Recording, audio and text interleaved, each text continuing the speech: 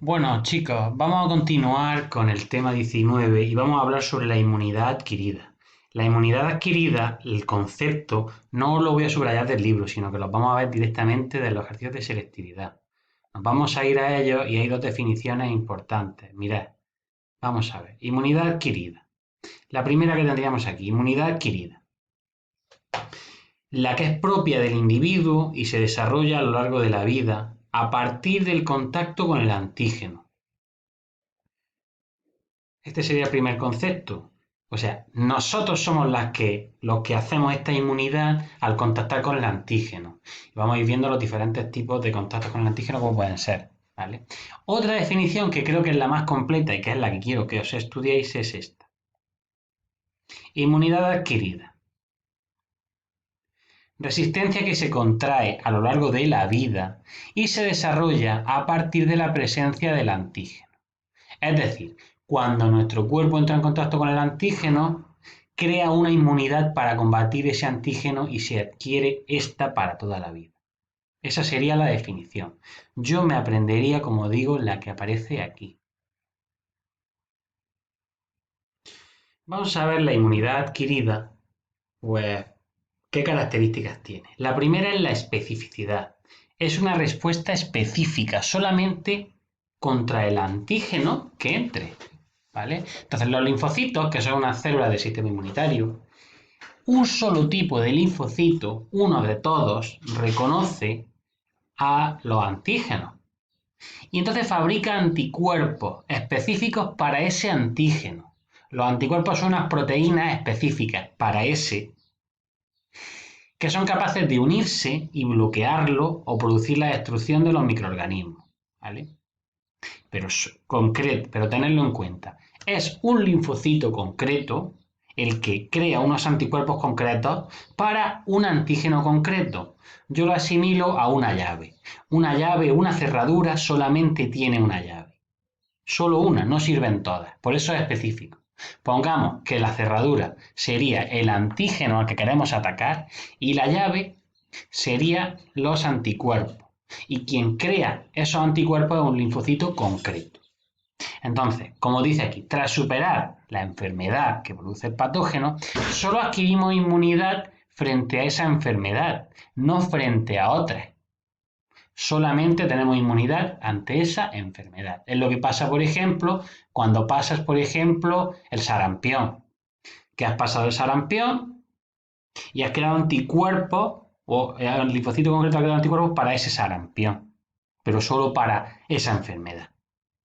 ¿Vale? Espero que me hayáis entendido bien.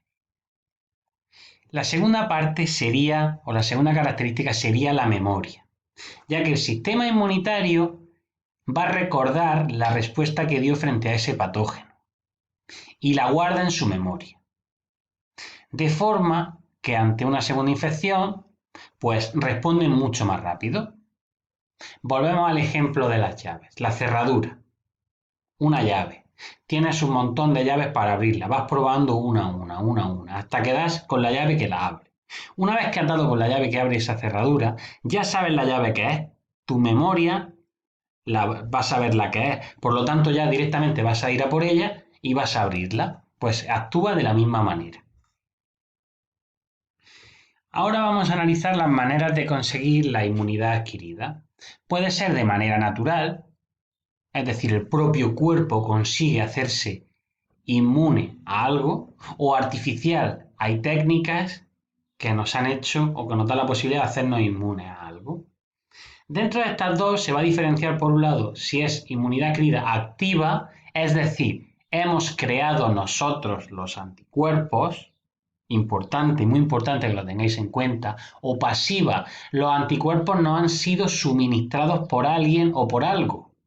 ¿Vale? Eso es importantísimo que lo tengáis en cuenta. En la activa, nuestro cuerpo es el que fabrica los anticuerpos y en la pasiva nos suministran los anticuerpos. Bueno, pues nos vamos a centrar en la inmunidad natural. Como hemos dicho, nuestro cuerpo es es natural el combatir la enfermedad. No nos han inyectado a través de diferentes técnicas, como puede ser una vacuna o sueroterapia, ni anticuerpos ni el antígeno. ¿Vale? Vamos a centrarnos en la natural. Lo primero es la activa. Pues nosotros, tras una infección bacteriana o una infección microbiana, por ejemplo, volvemos al caso del sarampión, cogemos el sarampión, el sistema inmunitario pues produce o empieza a producir los anticuerpos específicos contra ese microorganismo. Entonces, una vez que vencemos la enfermedad, el cuerpo está inmunizado durante el tiempo que los anticuerpos pues, permanezcan en la sangre, el tiempo que permanezcan en la sangre, puede ser mucho tiempo.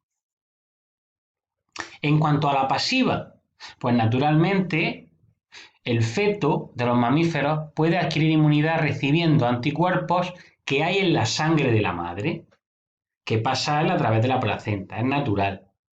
Pero es pasivo porque lo que recibimos son los anticuerpos directamente. En esta los fabricamos, en esta los recibimos.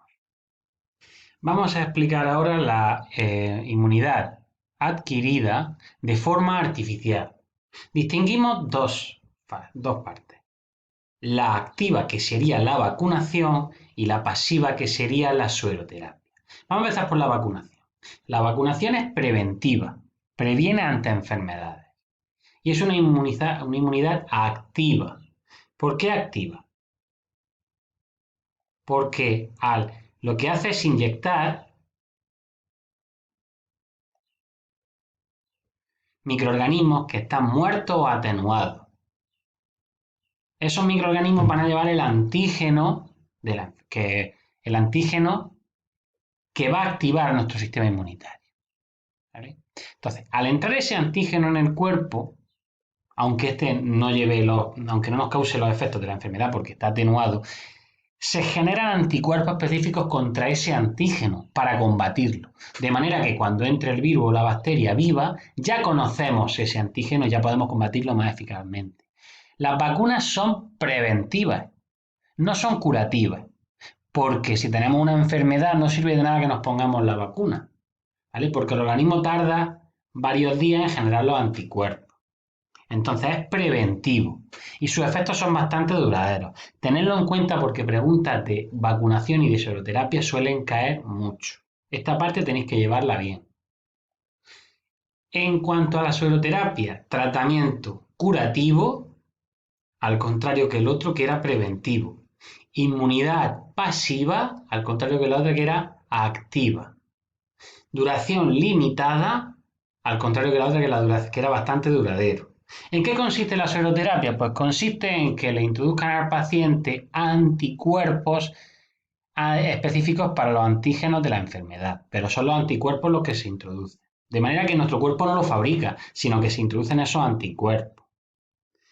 Estos anticuerpos se obtienen mediante la técnica, por ejemplo, de clonación de linfocitos capaces de producirlos, que se denominan anticuerpos monoclonales, o a partir de un suero de animales o personas previamente vacunadas con el antígeno o que han pasado la enfermedad. Por ejemplo, cuando ocurrió el ébola en España, pues de una enfermera que lo superó, se extrajeron anticuerpos para tratar el caso con otros enfermos. Porque claro, el ébola actúa tan rápido que es necesario pues que se utilice la sueroterapia. O sea, la sueroterapia se utiliza cuando una persona ya tiene la infección. Se le suministra directamente anticuerpos para que lo combatan. ¿Cuál de las dos es mejor? Pues lógicamente siempre es mejor prevenir que curar, ¿no? Eso es lo que dicen. Por lo tanto, bueno, una buena vacunación pues evita que tengas que tener sueroterapia.